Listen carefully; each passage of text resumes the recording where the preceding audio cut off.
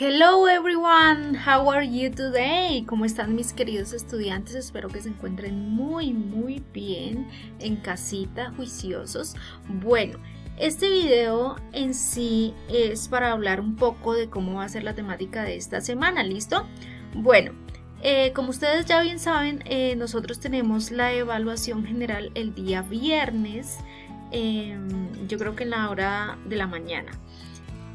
Entonces, ¿yo qué quería hacer esta semana? Esta semana yo quería hacerles un repaso general de todos los temas, pues uno, para que reforcemos los conocimientos y dos, pues para que los recordemos y para que les vaya muy bien en esta evaluación que no está para nada difícil, ¿cierto, chicos? Bueno, el primer tema que nosotros vimos fue los personal pronouns, ¿listo? ¿Cuáles son los pronombres personales? Entonces son aquellas palabritas que nos ayudan a nosotros a iniciar una oración, sea simple o compleja. En este caso nosotros vamos a iniciar a hacer oraciones simples, ¿cierto? Bueno, entonces aquí su teacher les va a mostrar cuáles son los pronombres personales. Generalmente son 7 porque you tiene 2 significados. Vamos a verlos. I, que significa yo. You, que significa tú. He, que significa él. She, que significa ella. We, que significa nosotros. You, que significa ustedes, ¿listo? Aquí digamos you significa tú, pero a la vez significa ustedes, ¿listo? Y they, que significa ellos, ¿listo? Esos son los pronombres personales. Aquí me falta uno que está en la siguiente diapositiva. Entonces, bueno, nosotros tenemos pronombres personales en singular y en plural, ¿cierto? ¿Qué significa singular? Que es una persona, ¿listo? ¿Y qué significa plural? Que son 2 o más personas. Entonces acá tenemos I, you, she, he. Este it nosotros lo usamos para hacer referencia a objetos, animales, incluso a lugares, ¿listo? Significa esto o eso, ¿listo? Bueno. Entonces, los pronombres personales nos dan cabida aquí a realizar una oración, ¿cierto?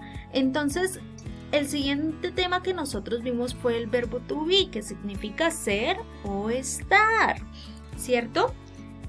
Entonces el verbo to be es uno de los más importantes del inglés, ¿cierto? Acá lo vamos a manejar nosotros pues en presente simple y resulta que el verbo to be es un verbo irregular. ¿Qué significa que sea irregular? Pues que su raíz cambia con cada conjugación. En este caso en presente tenemos am, is y are. Entonces con cada pronombre nos va a cambiar, ¿listo? Por ejemplo acá Alejo el conejo nos dice que con I usamos el verbo to be am, con he es is y con we es are. Ya más adelantico aquí les tengo un pequeño resumen de lo que es el verbo to be, ¿listo? Bueno, en la forma afirmativa, acá tenemos los pronombres personales. I, you, he, she, it, we, they. Son estos, ¿cierto? Entonces, le corresponde a I, o sea, yo, am. Significa yo soy o yo estoy, ¿cierto? Tienen los dos significados. Eso es lo curioso del verbo to be. Para tú, you are. Si ven que aquí el verbo cambia, eso es ser un verbo irregular, que su raíz cambia, porque es que la raíz, el infinitivo del verbo to be es be, ¿listo? Bueno, con he significa, con he conjugamos is, que significa él es o él está.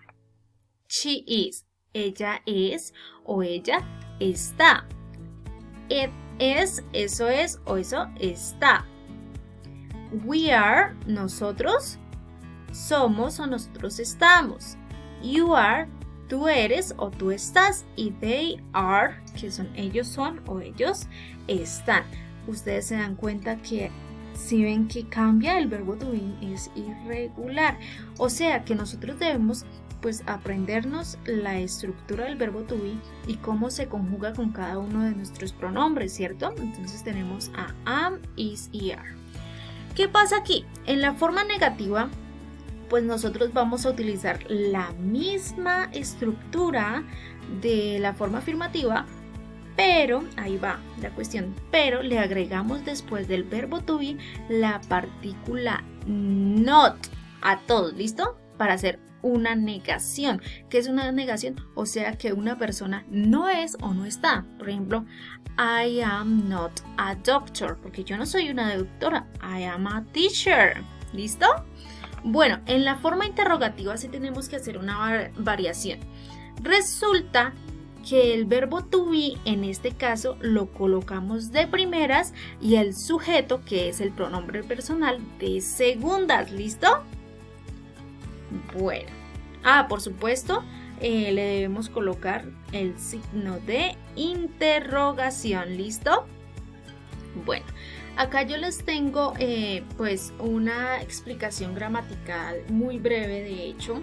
Entonces el verbo to be dice que we used to be in present to talk about names, profession, nationalities, age, feelings, marital status. Listo, entonces nosotros usamos el verbo to be ¿para qué? Para referirnos a nombres, a profesiones, a nacionalidades, a años. Resulta que en el verbo to be es muy curioso porque nosotros no decimos I have 26 years old, sino I am 26 years old. Esa es la manera correcta de conjugarlo. ¿Listo?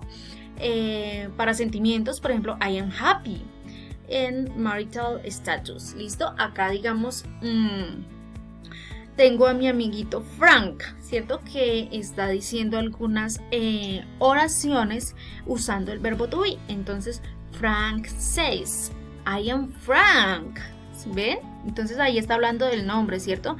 Pronombre personal, verbo y el complemento. ¿Listo? Acá está la negación. I am not happy. Bueno, quién sabe por qué este señor está infeliz. Espero que se recupere de verdad. La tercera, I am an architect. Sabemos que es un arquitecto. ¿Sí ves? Estamos hablando de profesiones. ¿Listo? Bueno, my brother is a dentist and my sister is a secretary. Vean pues, entonces está hablando ya del hermano y de la hermana, ¿cierto? I am not single. No está soltero, supongo que está casado, ¿cierto? Listo, acá I am from London. Está hablando de nacionalidad. I am English. Es inglés, ¿cierto?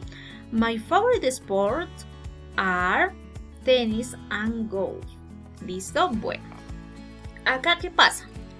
Pues lo que pasa es que nosotros estamos usando la forma entera del verbo to be, que es am, is y are. Esa es la que yo les he enseñado. ¿Por qué? Porque yo quiero que cuando nosotros veamos las contracciones, que son estas, sepan de dónde viene esa contracción. ¿Listo? Que esta es la forma corta, pero a mí personalmente pues me gusta escribir la forma completa y la uso incluso en forma completa. No hago tanta contracción cuando hablo en inglés. ¿Listo? Bueno, acá tengo algunos ejemplos de oraciones usando el verbo to be. ¿Listo? Por ejemplo, I am Sarah and he's Jake. Yo quiero que cada uno se quede aquí en estas oraciones y las lee detenidamente. Si ustedes se dan cuenta, pues generalmente pues suena rebuscado, no rebuscado, sino como machacado el de decir que en el inglés es sujeto, verbo, complemento, pero pues para nosotros formar una oración y para aprender a realmente a formar, digamos, un párrafo, debemos posarnos en esta estructura: sujeto, verbo, complemento. ¿Listo? Muchísimas gracias por su atención, mis queridos y adorados estudiantes. Espero que hayan entendido y realmente espero pues que si no entienden algo, por favor me lo comuniquen, que yo con muchísimo gusto pues estoy muy presta a colaborarles, ¿cierto? Lo más importante para mí es que mis estudiantes saquen buenas notas y que entiendan y que se diviertan. ¿Listo? Muchísimas gracias también a los papitos nuevamente por acompañarnos y espero que este tema les haya quedado claro. Y también voy a dejar algunos ejercicios para que entrenen su verbo to be, ¿cierto? La conjugación. Listo. Muchísimas gracias. Thank you so much. See you soon.